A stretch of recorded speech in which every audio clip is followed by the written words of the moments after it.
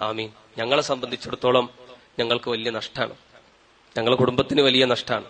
കാരണം കുടുംബത്തിലെ എല്ലാ അർത്ഥത്തിലും, സാമ്പത്തികമായും അതുപോലെ കുടുംബത്തിൽ എന്തെങ്കിലും പ്രശ്നങ്ങളോ പ്രയാസങ്ങളൊക്കെ ഉണ്ടാവുമ്പോൾ അത് പരിഹരിക്കുന്ന വിഷയത്തിലും നേരിട്ട് എത്ര തിരക്കുണ്ടായാലും അത് ഇടപെടും. ഇപ്പോ അവസാന പ്രഭാഷണം നടന്നത് സ്വന്തം നാട്ടിലാണ്, നിങ്ങൾക്കറിയാം. ആ നാട്ടിൽ പോയപ്പോ അന്ന് ഞങ്ങൾ താമസിക്കുന്നത് പെരിയശോലയില്, അവിടെയാണ് ഞങ്ങളെ തറവാട്. അപ്പോ അവിടുന്ന് ഈ ദേവർഷോയിലേക്ക് കുറെ ദൂരമുണ്ട്, അവിടെ പോകാനുള്ള സമയമല്ല. അപ്പൊ അവിടെ ഉള്ള ഒരു പെങ്ങളോട് ഈ ദേവർഷോയിലേക്ക് വരാൻ പറയുകയും അങ്ങനെ അവിടെ ദേവർഷോല ഉസ്താദിന്റെ കീഴിൽ പാടന്തറ മർക്കസിൽ പെങ്ങന്മാർ 2 കുട്ടികൾ പഠിക്കുന്നുണ്ട്.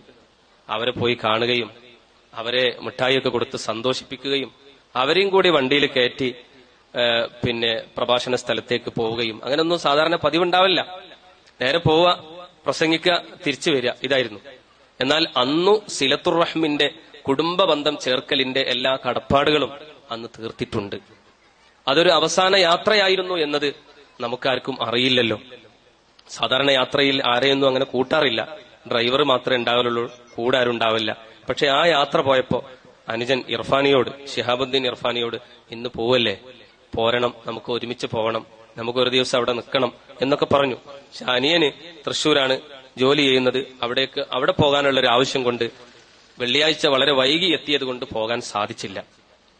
അതൊരു അവസാനത്തെ യാത്രയായിരുന്നു എന്നത് നേരത്തെ അറിയുമായിരുന്നെങ്കിൽ അനുജൻ പോകുമായിരുന്നു, അതറിഞ്ഞില്ലല്ലോ. ഏതായാലും കുടുംബത്തിന് ഒരു തീരാ നഷ്ടമാണ്, സമൂഹത്തിന് നഷ്ടമായതുപോലെ തന്നെ കുടുംബത്തിന് വലിയ നഷ്ടമാണ്. അതുകൊണ്ട് അത് പരിഹരിക്കാൻ, മരണപ്പെട്ടു പോയാലും അവിടുത്തെ ഹിഫ്ലിന്റെ, ഖുർആനിന്റെ, ഖിദ്മത്തിന്റെ, സേവനത്തിന്റെ, തഅലീമിന്റെ, തദ്രീസിന്റെ ആ മഹത്വം ഇനിയും കുടുംബത്തിനും നമുക്കുമൊക്കെ ലഭിക്കാനും നിങ്ങളുടെ പ്രാർത്ഥനയിൽ എപ്പോഴും ഉണ്ടാവണം. ഉപ്പയെയും ഉമ്മയെയും ഏറെ സ്നേഹിക്കുന്ന ഒരു വ്യക്തിയായിരുന്നു. ഞങ്ങളെ കൂട്ടത്തിൽ വേണമെങ്കിൽ അവനോടൊരു പ്രത്യേക സ്നേഹം ഉപ്പക്കും ഉമ്മക്കും ഉണ്ടായിരുന്നു. അതാണ് ഈ ഉയർച്ചയുടെ കാരണമെന്ന് ആണ് ഞാൻ മനസ്സിലാക്കുന്നത്. സ്നേഹം ഉണ്ടാകാൻ കാരണം പ്രത്യേകം ഒന്നുമല്ല, ഖുർആൻ ഇങ്ങനെ ഓതിക്കൊടുക്കും.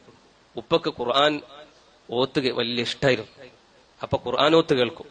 വല്യുപ്പ, ഉമ്മയുടെ ഉപ്പക്ക് ഹാഫിളായി എന്ന് പറഞ്ഞപ്പോ വല്ലാത്ത അത്ഭുതം ഉണ്ടായി. അതൊന്നും ഉണ്ടാവില്ല എന്നാ ഉപ്പ പറയുന്നത്. 30 ജുസ് കാണാതെ പഠിക്കേ, അങ്ങനൊന്നും ഉണ്ടാവില്ല.